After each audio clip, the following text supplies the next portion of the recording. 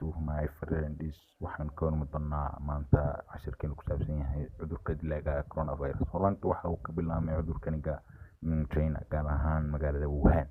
Coronavirus waxaa lagu tiriyaa ama uu ugu caansan yahay nooc ka mid ah fayrasyada, kuwaas oo laga helo nooc ka mid ah xayawaanada, kaas oo dhib ku noqonaysa bini'aadamka. Waxaana loo yaqaanaa gudubka xayawaanada kasoo gudbay oo u gudbay bini'aadamka zoonotic.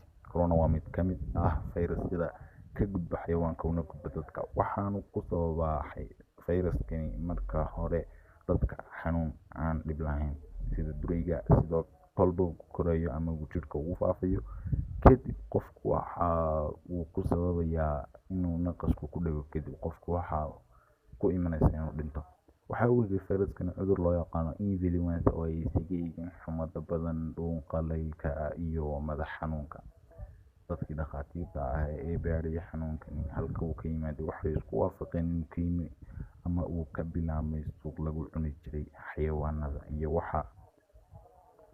waxa badda laga soo saaro. Dadka u dhintay ayaa noqonaya in ka badan 1,000 qof.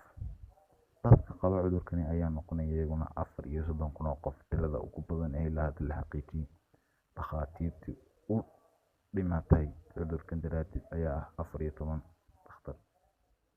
cashirkeena maanta xaggeena